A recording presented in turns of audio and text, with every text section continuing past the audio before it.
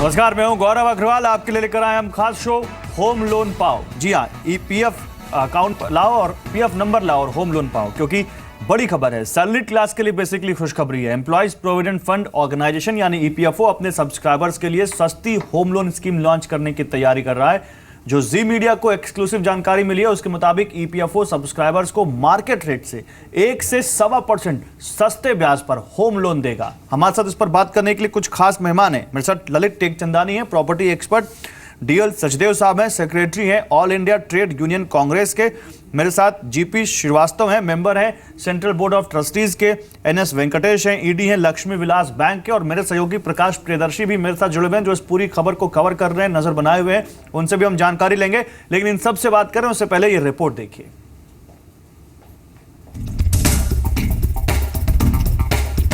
अगर आप नौकरी करते हैं तो आपके लिए अपने घर के सपने को पूरा करना आसान होने वाला है। रिटायरमेंट फंड संस्था ईपीएफओ जल्द ही अपने 4 करोड़ से ज्यादा सब्सक्राइबर्स के लिए स्कीम लॉन्च करने वाला है। इसके तहत ईपीएफओ सब्सक्राइबर्स को मार्केट रेट से 1 से 1.25% तक कम ब्याज पर होम लोन मिल सकेगा। ईपीएफओ अपने ग्राहकों को होम लोन देने के लिए इन ऑपरेटिव अकाउंट में पड़े पैसे का इस्तेमाल करेगा। सूत्रों के मुताबिक इसके लिए ईपीएफओ की एसबीआई सहित 2 सरकारी बैंकों से बातचीत चल रही है। जो सब्सक्राइबर्स होम लोन लेना चाहेंगे उन्हें अपना प्रोविडेंट फंड यानी पीएफ गिरवी रखना होगा। ग्राहक किसी भी सामान्य होम लोन के तहत ईएमआई के जरिए लोन का भुगतान कर सकेंगे।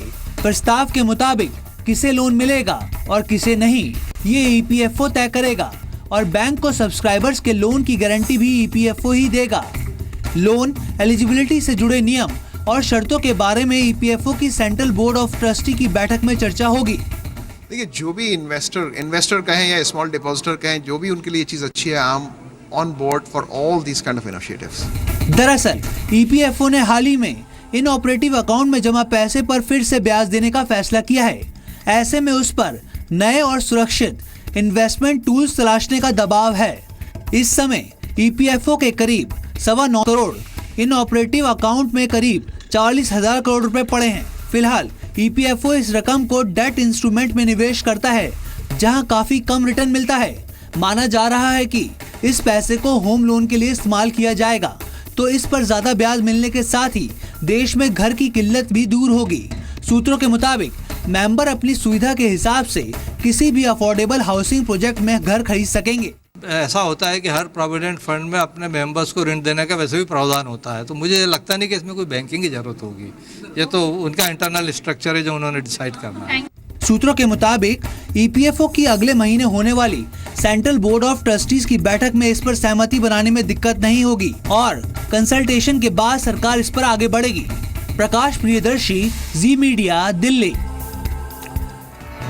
तो इस सब पूरी योजना के कोर में है वो इन ऑपरेटिव अकाउंट्स, जिनमें 40,000 करोड़ से ज्यादा का पैसा पड़ा हुआ है और जिसके बारे में सरकार को क्लेम नहीं दिया गया, सरकार से क्लेम नहीं किया गया। तो आइए इन ऑपरेटिव अकाउंट्स के बारे में बता देते हैं कि पीएफ का इन ऑपरेटिव अकाउंट क्या होता है। अगर पीएफ किसी खाते में लगातार 3 साल तक कोई रकम नहीं डाली गई किसी पीएफ अकाउंट में, तो उसे इन ऑपरेटिव अकाउंट मान लिया जाता है। साथ ही अगर कोई खाता धारक लगातार 3 साल तक रकम पर क्लेम नहीं करता है, तो उसे भी इन ऑपरेटिव अकाउंट मान लिया जाता है। फिलहाल देश में 9 करोड़ से ज्यादा इन ऑपरेटिव अकाउंट हैं, यानी जिनमें कोई लेन देन या कोई पैसा नहीं जमा हो रहा है, और इनमें करीब 44,000 करोड़ की रकम पड़ी हुई है। ये काफी बड़ी रकम है और ये तो 3 साल की सीमा सरकार ने कुछ साल पहले तय की है। ऐसे बहुत सारे अकाउंट हैं जिनमें 10-10 साल से कोई क्लेम नहीं किया गया और सरकार के पास वो पैसा पड़ा हुआ है। तो अब सरकार इस बारे में सोच रही है कि इसका फायदा क्यों नहीं ईपीएफओ के खाता धारकों को दिया जाए, और इसीलिए कहीं ना कहीं ये स्कीम लाने की योजना की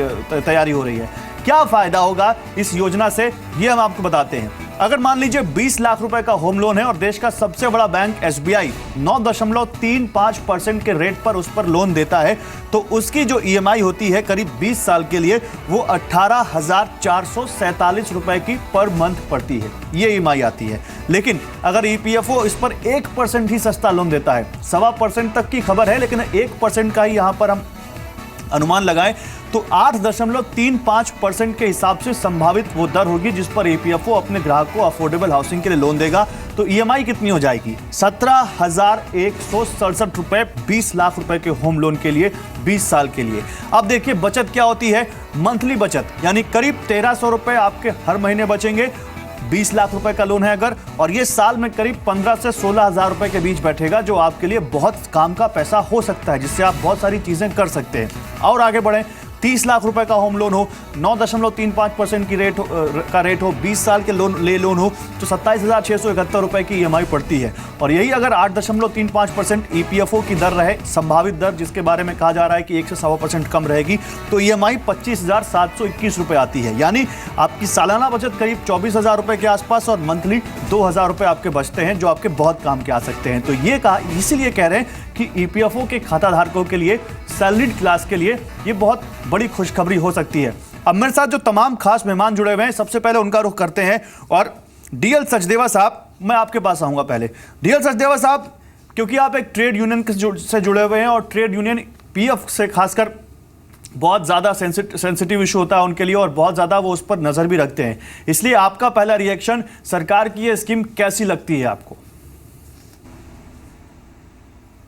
देखिए, जहाँ तक के होम लोन का इशू है, हम इसके हक में हैं कि सब्सक्राइबर को ये सुविधा देनी चाहिए, लेकिन इसके लिए इनऑपरेटिव अकाउंट्स का जो हमारा 40,000 करोड़ पड़ा है उसको छेड़ना ये मुनासिब नहीं होगा।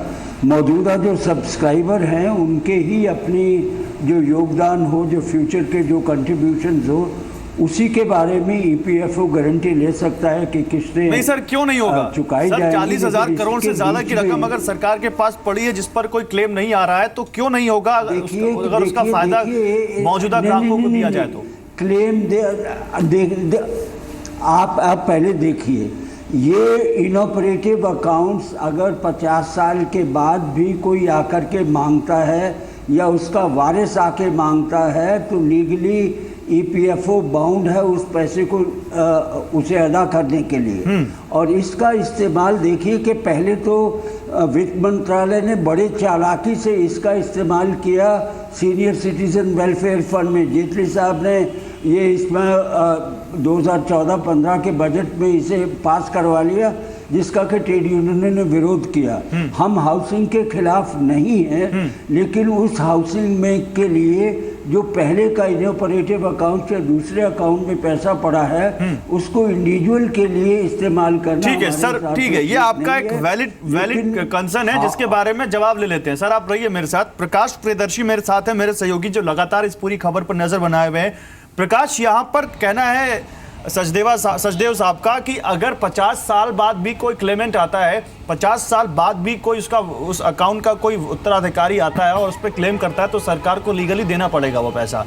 तो क्या इस बारे में कोई इंतजाम या इस बारे में कोई सरकार की तरफ से प्रोविज़न है कि कैसे अगर उस पैसे को क्लेम कर दिया गया तो सरकार उसको पैसा कैसे देगी और जो इनऑपरेटिव अकाउंट्स हैं उनके पैसे को कैसे मैनेज किया जाएगा? जी बिल्कुल, अगर आप इस पूरे प्रपोजल को देखेंगे और जिस तरीके से इसको फ्रेम किया जा रहा है और फाइनेंस मिनिस्ट्री में हमारे सोर्सेज से जो हमें जानकारी मिल रही है उसको अगर आप देखेंगे तो हर पहलू पे विचार किया जा रहा है कि अगर क्लेम किया जाता है तो उसको कैसे रिफंड किया जाए। जो पूरा अमाउंट है इनऑपरेटिव अकाउंट में, क्लेम्ड अमाउंट और एक इनऑपरेटिव अकाउंट, जो अनक्लेम्ड अमाउंट होगा उस अमाउंट पर डाटा तैयार किया जा रहा है। जो इनऑपरेटिव अमाउंट है लेकिन वो किसका है इसकी जानकारी है, इन दोनों का सेपरेट डाटा तैयार किया गया है। और ये भी एक सेपरेट फंड बनाया जा रहा है कि अगर इन केस कोई क्लेम करता है और उसे तुरंत रिफंड करना है तो उसको कैसे रिफंड किया जाए। इस पूरे मैकेनिज्म पे काम किया जा रहा है और कोशिश ये की जा रही है कि अगर आज से 10 साल बाद या 15 साल बाद, जैसा कि डीएल सचदेवा साहब बता रहे हैं, कि अगर कोई क्लेम करता है तो उसको ये पैसा कैसे दिया जाएगा, तो उस पूरे प्रक्रिया पे विचार किया जा रहा है कि कैसे एक सेपरेट फंड बनाया जाए। और उसको क्योंकि आप देखिए, अगर पहले का डाटा देखें, 2015 में अनक्लेम्ड अमाउंट का जो आंकड़ा था वो 27,000 करोड़ था, जो कि अभी बढ़ गया है। तो और जो अभी तक क्लेम किए गए हैं, ये पिछले 10 सालों में तकरीबन 9 से 10,000 करोड़ रुपए क्लेम किए गए हैं। तो इस पूरे प्रक्रिया को लेबर मिनिस्ट्री एवेल्युएट कर रही है और देख रही है कि पिछले 10-15 सालों में कितना क्लेम किया गया है, कितना आउटगो हुआ है और कितना अनक्लेम्ड अमाउंट बढ़ा है। उसके बाद ये विचार किया जा रहा है कि एक सेपरेट फंड बनाया जाए और अगर कोई क्लेम करता है तो उस बद से उसको पैसा दिया जाएगा। लेकिन क्योंकि काफ़ी समय से इस इनऑपरेटिव अकाउंट में पैसे पड़े हुए हैं जिसका इस्तेमाल नहीं हो रहा है, क्यों ना उसका इस्तेमाल किया जाए। आपको ध्यान होगा कि पार्लियामेंट में भी लेबर मिनिस्टर ने ये कहा है कि किस तरीके से जो अनक्लेम्ड और इनऑपरेटिव अकाउंट्स हैं उसके पैसे का इस्तेमाल वेलफेयर। ठीक है, उम्मीद है कि डीएल सचदेव साहब आपको आपके सवाल का जवाब मिला होगा कि अगर कोई क्लेमेंट आता है तो उसके पैसे उसको ऐसा भुगतान किया जाएगा। नहीं, देखिए मैं इनके जवाब से बिल्कुल संतुष्ट नहीं हूँ। हाँ। देखिए कि एक तरफ वित्त मंत्रालय है जिसकी पैनी नज़र ये इनऑपरेटिव अकाउंट्स और अनक्लेम्ड और इस पैसे पे है। कल ही प्रधानमंत्री ने लाल किले के प्राचीर से कहा है कि जो 27,000 करोड़ जो पिछले साल था उसका एक पाई उनको वापस दे दी जाएगी। देखिए कि अलग अलग दृष्टिकोण वित्त मंत्रालय और चलिए सर, मैं आपकी इस बात को समझता हूं और मुझे लगता है कि इस पर और क्लियरिटी की जरूरत है। उस क्लियरिटी को लेने की कोशिश करते हैं और उम्मीद करते हैं कि प्रकाश जो बात कह रहे हैं और ज्यादा क्लियरिटी आने वाले दिनों में आएगी इस पूरे मामले पर। लेकिन मेरे साथ और भी खास मेहमान जुड़े हुए हैं। मेरे साथ इस वक्त सीबीटी के मेंबर हैं जीपी श्रीवास्तव साहब।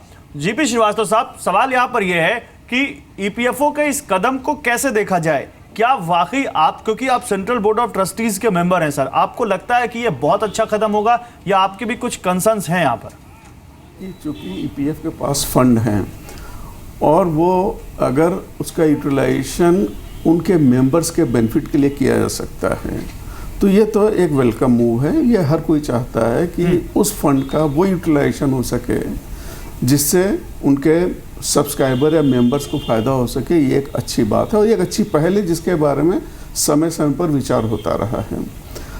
दूसरा प्रश्न ये है आपका कि चूँकि ये पैसा जो है बहुत ही बड़ा अमाउंट है, तो वो अमाउंट को अगर हमने जब डिसीजन लिया है कि अगर बेनिफिशियरी जिसका भी क्लेमेंट फ्यूचर में आता है तो उसको उसका अमाउंट भी दिया जाएगा प्लस उसके ऊपर जो इंटरेस्ट है वो भी दिया जाएगा। तो उसके लिए तो ज़रूरी है कि हम उस पैसे का इस तरह से यूटिलाइज करें, इस तरह से इन्वेस्ट करें ताकि उसके ऊपर हमको